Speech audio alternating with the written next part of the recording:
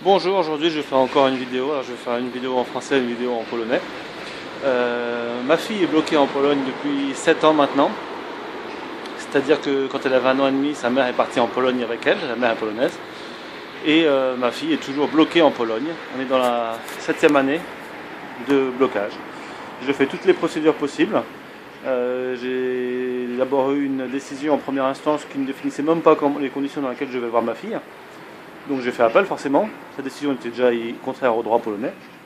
J'ai ensuite une deuxième décision qui me permet de voir ma fille uniquement en Pologne, le premier week-end de chaque mois, enfermée dans une pièce de la maison de mon ex-belle-famille. Je ne sais pas si vous imaginez les conditions.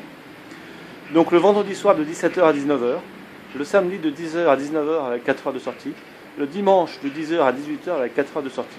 En juillet, j'ai droit à 21 jours, du 1er au 21 juillet, de 9h à 19h tous les jours, avec 4 heures de sortie, et 3 fois j'ai droit à 8 heures. Voilà. Ce sont des conditions qui passent un des parents sous le contrôle de l'autre, et qui placent l'enfant au cœur du conflit parental. C'est donc une décision à la fois très violente et perverse. C'est un point de vue que j'ai, mais c'est aussi un point de vue que 3 psychologues, indépendamment les uns des autres, m'ont donné. Voilà. Aujourd'hui, encore une fois, la mère ne respecte pas la décision du tribunal, elle refuse la sortie, voilà. Toujours en faisant des problèmes. C'est-à-dire qu'il lui suffit de créer un conflit de loyauté pour placer l'enfant au cœur du conflit, et l'enfant se penche naturellement du côté du parent avec lequel elle passe 99%, et même un peu plus de 99% du temps. Voilà, parce que moi je vois ma fille moins de 1% du temps, de manière libre. Donc c'est une situation d'exclusion parentale. L'exclusion parentale est une maltraitance. C'est une maltraitance des enfants.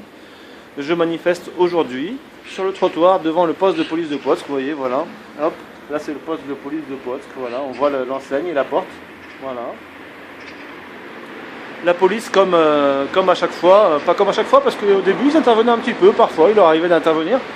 Maintenant ils n'interviennent plus. Ouais, bon, il y a une certaine lassitude, hein, et puis du coup ils n'interviennent pas et ils ne font pas appliquer une décision d'un tribunal. Donc la police de Płock ne fait pas appliquer une décision d'un tribunal. La décision n'est pas appliquée et ils disent bon, on aura une nouvelle décision. J'en ai déjà eu plein des nouvelles décisions, des décisions du tribunal, elles ne sont toujours pas appliquées par la mère.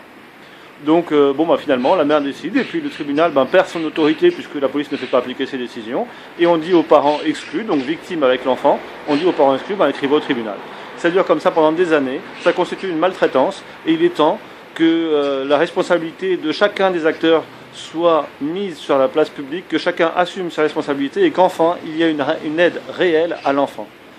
Je vous demande de partager au maximum.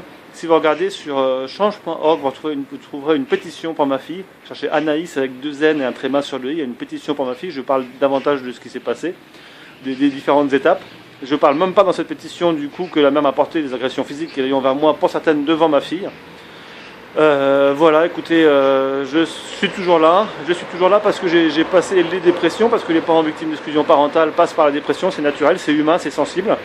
C'est un signe d'un attachement justement qui est justement mis à mal par l'exclusion parentale.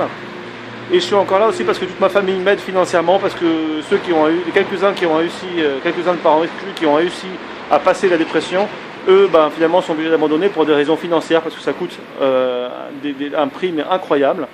On dira ça coûte un bras, pour une expression plus familière. En déplacement, alors quand c'est à l'étranger, en traduction, en avion, mais de toute façon ça coûte très cher, même en France, dans les cas franco-français, pour les frais d'avocat, pour les frais de justice, etc. Donc je vous demande de partager au maximum, je vous remercie, c'est pas pour moi, c'est pour ma fille. Et c'est pour tous les enfants qui sont victimes d'exclusion parentale, ne laissons plus passer cela, et faisons en sorte que les choses se voient. Voilà. Je vais faire une publication il n'y a pas longtemps, je suis moi-même président de l'association Droits du parent et de l'enfant. Je vais faire une publication sur comment rendre les choses visibles, le plus visible possible. Parce qu'il y a un tabou sur ce sujet, et sur l'exclusion parentale, il est temps que ce tabou change, que enfin, les services chargés d'aider les enfants aident les enfants, ces enfants-là. Alors bien sûr, il n'y a pas de maltraitance physique, hein, mais vous savez, dans tous les cas où il y a une maltraitance physique, il y a une maltraitance psychologique en même temps. Et il serait bon de traiter les maltraitances psychologiques déjà en amont. Voilà. Et tous les cas où il n'y a que des maltraitances psychologiques. L'exclusion parentale est une maltraitance, ne la laissons plus passer. On ne peut plus accepter que l'État laisse passer de telles maltraitances. C'est pour les enfants. Merci de partager.